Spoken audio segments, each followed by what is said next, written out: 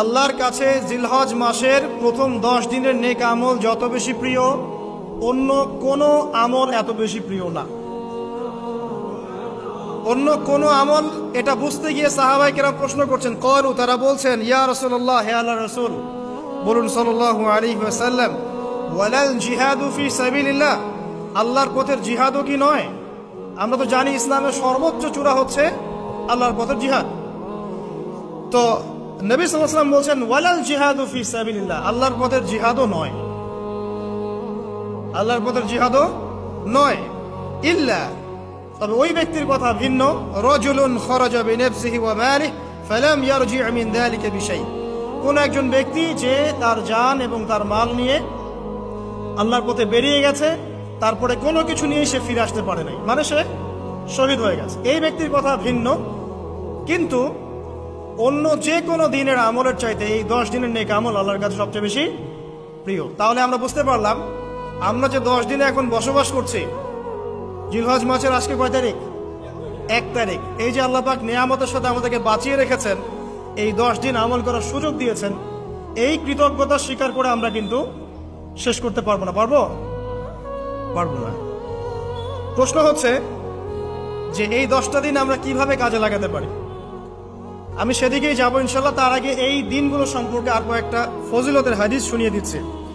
তিরমিজি, ইবনে মাজাহ, মিশকাতের 128 পৃষ্ঠা একটা হাদিস এসেছে। আবু হুরায়রা রাদিয়াল্লাহু আনহু থেকে বর্ণিত, নবী করিম সাল্লাল্লাহু আলাইহি ওয়াসাল্লাম বলেছেন যে দিন সমূহের মধ্যে এমন কোনো দিন নাই, আল্লাহর দিনগুলোর মধ্যে এমন কোনো দিন নাই যেদিন ইবাদত করা আল্লাহর কাছে জিলহজের 10 দিনের ইবাদতের চেয়ে বেশি প্রিয়।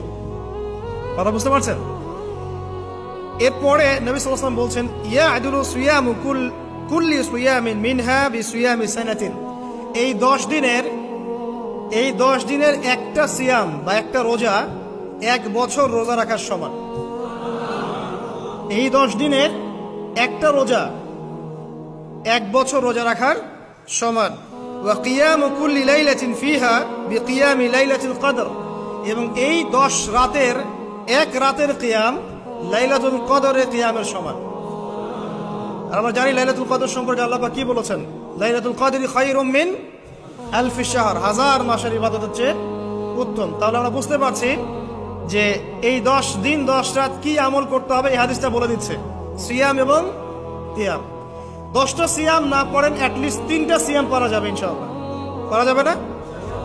একটা সোমবার পাবো সামনে আমরা, ওটা রাখা যাবে ইনশাআল্লাহ। একটা বৃহস্পতিবার পাবেন, সেটাও রাখা যাবে ইনশাআল্লাহ।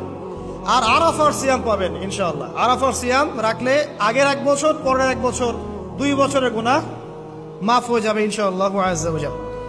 আর কিয়াম সম্পর্কে আমি সামনে বলছি ইনশাআল্লাহ তাআলা। এরপরে বাইহাকির একটা বর্ণনা আছে যে জিলহজ মাসের প্রথম দশকের রাতে, জিলহজ মাসের প্রথম দশকের রাতের প্রত্যেকটা নেক আমলকে 10 দিয়ে গুণ করা হয়, 10 গুণ বৃদ্ধি করা হয়। সুবহানাল্লাহ। আরো আছে বাইহাকি এবং ইসবাহানির বিশুদ্ধ সনদে হযরত আনাস বিন মালিক রাদিয়াল্লাহু আনহু থেকে বর্ণিত আছে, জিলহজ মাসের প্রথম দশকের প্রতিদিন 1000 দিনের সমান, মানে প্রতিদিনের আমল 1000 দিন আমলের সমান, এবং আরাফার দিনের মর্যাদা 10,000 দিনের সমান। আরাফার দিন যে ব্যক্তি ইবাদত করবে ইনশাআল্লাহ তাআলা, সে 10,000 দিন ইবাদতের নেকি পাবে ইনশাআল্লাহ আযজা ওয়া জাল্লা। তো প্রথম কি করতে হবে সেটা এই হাদিস থেকে বোঝা যাচ্ছে। হাদিসটা কি? উম্মে সালামা রাদিয়াল্লাহু আনহা থেকে বর্ণিত, নবী সাল্লাল্লাহু আলাইহি ওয়াসাল্লাম বলছেন যে জিলহজ মাসের চাঁদ যে ব্যক্তি দেখবে, সে যেন তার নখ এবং তার চুল এগুলো যেন আর না কাটে।